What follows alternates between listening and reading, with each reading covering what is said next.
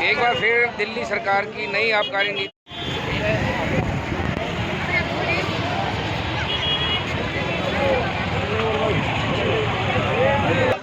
केजरीवाल होश में आओ, केजरीवाल हमसे डरता है, पुलिस को आगे करता है। शराब के ठेके खोलने जा रही है, क्योंकि जनता कॉलोनी वार्ड से हम लोग हैं। जनता कॉलोनी में भी उनको प्लानिंग है 3 शराब की दुकानें यहाँ वो लोग खोलने वाले हैं, जिसके विरोध में आज हम सब यहाँ पर इकट्ठा हुए हैं। और ये विरोध आज सिर्फ आज का नहीं है, जब तक अरविंद केजरीवाल इस आबकारी नीति को वापसी नहीं लेंगे तब तक हमारा आंदोलन जारी रहेगा। हम सब लोग आज यहाँ से इकट्ठा होकर, जो दिल्ली सरकार में कैबिनेट मंत्री है और हमारी विधानसभा से एमएलए भी है, उन्होंने बोला था मैं दिल्ली को भ्रष्टाचार मुक्त बनाऊंगा। दिल्ली की जनता से झूठ बोला था उन्होंने। आज 1000 करोड़ रुपए में अरविंद केजरीवाल ने इस दिल्ली को शराब माफिया को बेच दिया है, जिसकी लड़ाई आज दिल्ली के अंदर सिर्फ कांग्रेस पार्टी लड़ रही है। और कांग्रेस पार्टी का एक एक कार्यकर्ता जब तक जिंदा है तब तक हम हार मानने वाले नहीं है। अभी आपने देखा होगा कि इस हिंदुस्तान के प्रधानमंत्री नरेंद्र मोदी को किसानों के एक आंदोलन ने झुका दिया। 1 साल आंदोलन चला और इस सरकार को झुकना पड़ा। और ऐसी इलाकों में दिल्ली के अंदर शराब की दुकानें खुलती हैं और जब तक वो दुकानें बंद नहीं हो जाती हम भी अपना आंदोलन जारी रखेंगे। और इस निगम में अरविंद केजरीवाल को अपनी नीति वापस लेनी पड़ेगी और दिल्ली के लोगों को सोनिया गांधी, राहुल गांधी, प्रियंका गांधी, अनिल चौधरी, अब मेरे साथ आप नारे लगाएंगे। मैं आपसे बोलूंगा, निकलो अपने मकानों से, निकलो अपने मकानों से, केजरीवाल होश में आओ। आपको बताना चाहता हूँ ये आबकारी नीति क्या है। दिल्ली के अंदर, दिल्ली के हर वार्ड के अंदर 3-3 शराब की दुकानें खोलने जा रहे हैं। दिल्ली की शांति को ये भंग करना चाहते हैं। दिल्ली में आज आपने देखा होगा कि दिल्ली के नौजवान जो आज रोजगार से त्रस्त है, जिनके पास आज रोजगार नहीं है, बेरोजगारी चरम सीमा पर है, महंगाई आसमान छू रही है, लेकिन अरविंद केजरीवाल ने दिल्ली शहर को आज 1000 करोड़ रुपये में दिल्ली को शराब माफिया को बेच दिया है। और जो अरविंद केजरीवाल जो घर घर राशन पहुंचाने की स्कीम की बात किया करते थे, उस टाइम पे एलजी साहब ने परमिशन नहीं दी, लेकिन आज घर घर शराब पहुंचाने के लिए दिल्ली के एलजी ने परमिशन दे दी है, होम मिनिस्ट्री ने परमिशन दे दी है। ये केंद्र शासित राज्य है। दीपक जी राशन में घाटा था, दीपक जी राशन में घाटा है, शराब में फायदा है, इसलिए एलजी ने प्रस्ताव पास किया। अरविंद केजरीवाल से कहना चाहता हूँ दिल्ली के लोगों से झूठ बोलना बंद करे। आज मैं बताना चाहता हूँ अरविंद केजरीवाल बीजेपी का आदमी है, समझे बात को। अगर आज जो ये आबकारी नीति आई है इसमें बीजेपी के बड़े बड़े नेता शामिल है। इसमें जोन वाइज इन्होंने जो ये नई आबकारी नीति बनाई है, एक एक जोन को चलाने के लिए 100-100, 200 करोड़ रुपया इन्होंने इन जोन वालों से, बड़े बड़े शराब माफियाओं से लिया है, जिसमें बीजेपी के बड़े बड़े नेता शामिल है। लेकिन मैं कहना चाहता हूँ 15 साल दिल्ली के अंदर कांग्रेस पार्टी सरकार रही, क्या ये शराब माफिया उस टाइम पे कांग्रेस के नेताओं के पास नहीं पहुंचे? क्या हमारी मुख्यमंत्री श्रीमती शीला दीक्षित जी के पास नहीं गए थे? लेकिन कांग्रेस पार्टी सरकार गरीब आदमी की सरकार है, दिल्ली की जनता की सरकार थी।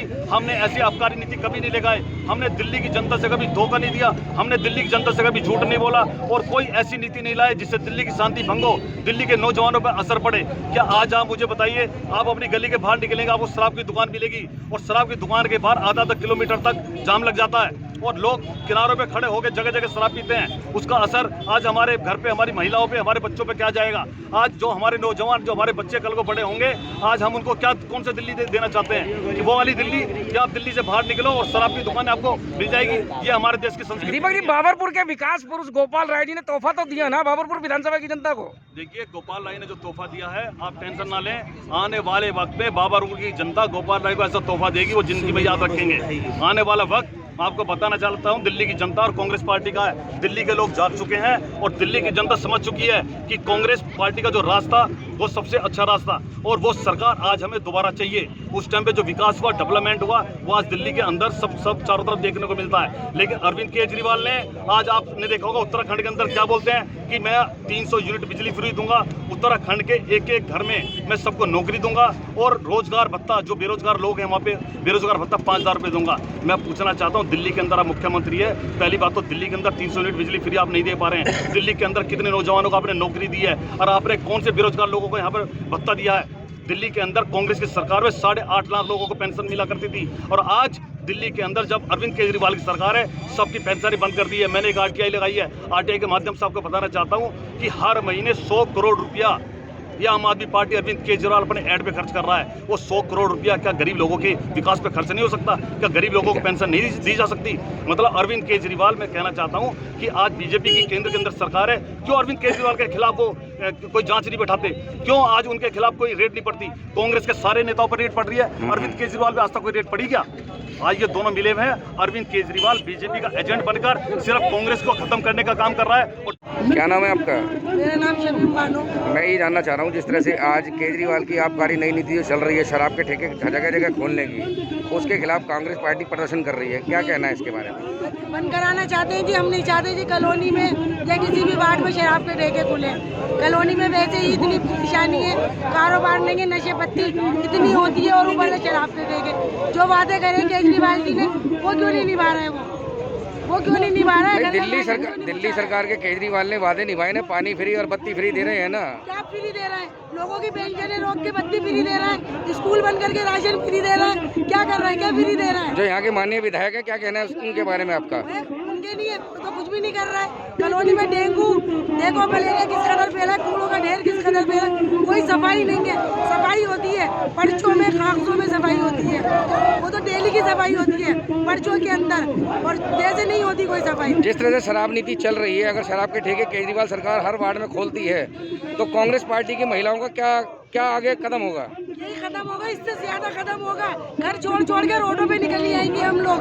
बिल्कुल, जो भी करा जाएगा उससे ज्यादा सारी हदें पार कर देंगे। बिल्कुल हम। क्या नाम है आपका?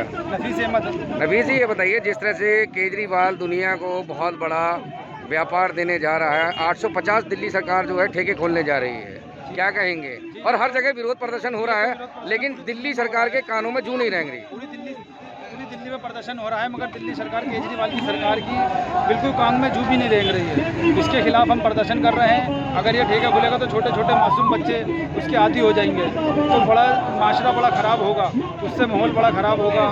फिर घर घर बिकेगी तो घर घर बच्चे दारू पिएंगे, उससे फ़ायदा कुछ नहीं है, उससे आवाम ख़राब होगी। केजरीवाल जी को सोचना चाहिए इस बारे में कि ये ना खोल के इसे बंद करें, इनकी हक में सोचें। इन्होंने हमसे वादे और कुछ करे थे, दे और कुछ रहे हमसे। ये कहाँ की इंसाफ है? मतलब करनी और कथनी में अंतर है। करने अंदर है। इन्होंने वादे हमसे और कुछ करे थे, दे हम और कुछ नहीं है।